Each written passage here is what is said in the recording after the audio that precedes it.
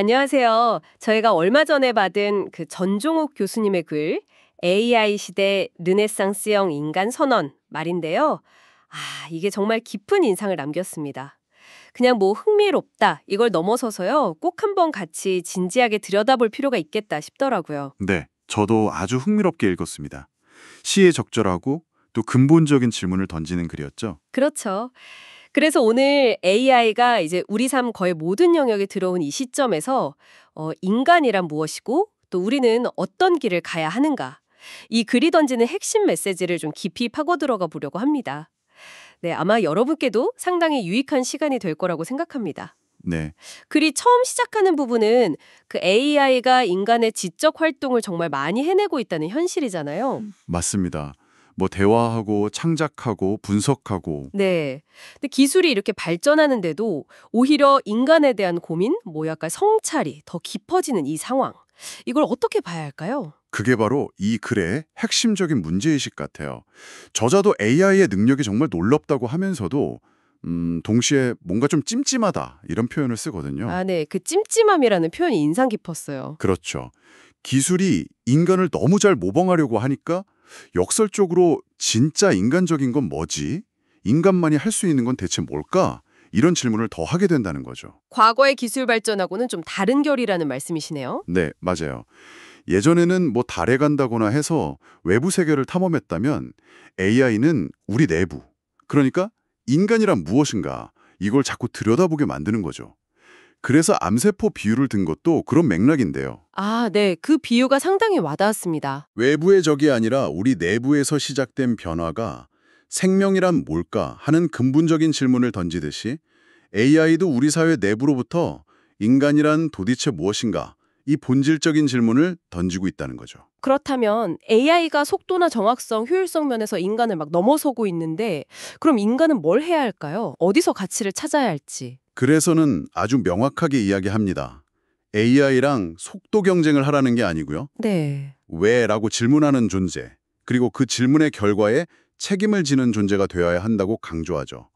단순히 얼마나 빠르냐가 아니라 이게 왜 필요하고 어떤 의미가 있느냐, 그 방향성을 고민해야 한다는 겁니다. 왜라고 묻는 힘, 그리고 책임감. 네.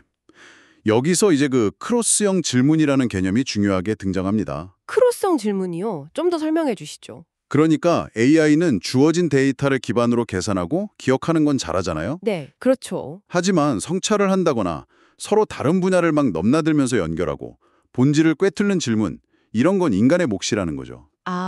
예를 들면 어떤 게 있을까요? 글에 넣은 코닥 기술자 이야기가 좋은 예인데요. 필름이 뭐예요? 라는 단순한 질문에서 이미지를 담는 그릇이라는 본질을 생각하고 거기서 USB 아이디어를 얻었다는 거잖아요. 네네, 기억납니다. 그런 것처럼 때로는 좀 엉뚱해 보일 수 있는 근본적인 질문, 고정관념을 깨는 그런 질문들이 사실은 창의성의 원천이고 문명에 활력을 준다는 통찰입니다. 와, 듣고 보니 그러네요. 그런 질문하는 힘이 정말 중요하겠군요. 그럼 이런 능력을 키우려면 교육은 어떻게 바뀌어야 할까요? 지금처럼 지식 쌓고 문제 풀고 이런 방식은 좀 한계가 있다는 거겠죠. 네, 그렇죠. 그건 이제 AI가 훨씬 잘할 영역이니까요. 그래서는 교육이 이제 분야 간의 그 칸막이, 이걸 허물어야 한다고 주장합니다. 과학, 역사, 예술, 윤리 이런 것들이 막 한 교실에서 만나서 통합적으로 사고하고 근본적인 질문을 던지는 훈련이 필요하다는 거죠. 상당히 이상적인 방향인데요. 예를 들어 뭐 안동 도산사원이나 인천공항, 고창 고인돌 유적지 같은 곳에서 기술이나 어떤 현상이 인간과 어떻게 연결되고 왜 존재하는지 이런 걸 함께 고민해야 한다는 제안도 나오고요. 맞습니다. 핵심은 지식을 단순히 전달하는 게 아니라 질문하고 답을 찾아가는 그 과정 자체를 교육의 중심으로 가져와야 한다는 거예요. 과정 중심 교육이군요. 네. 이게 과연 옳은가? 인간적인가? 우리가 책임질 수 있는가? 이런 질문들을 계속 던지고 토론하고 또 실수하고 반성하면서 더 나은 방향을 찾아가는 경험. 바로 이 과정에서 따라오는 여러 감정들, 윤리적인 고민, 또 자기를 돌아보는 성찰. 이런 것들이야말로 AI가 절대 따라할 수 없는 인간 고유의 영역이고 우리 교육이 다시 회복해야 할 가치라는 메시지입니다. 정말 중요한 지적이네요. AI를 단순히 경쟁 상대로 볼 게 아니라 우리 자신을 비춰보는 거울로 삼아야 한다는 결론으로 이어지는군요. 정확합니다. AI랑 경쟁할 게 아니라 오히려 AI를 통해서 인간성을 더 깊이 묻고 성찰하는 길을 가야 한다는 거죠. 네. 결국 이 AI 시대에 우리가 놓지 말아야 할 가장 중요한 것은 끊임없이 질문하는 힘. 이게 이 글의 선언인 셈입니다.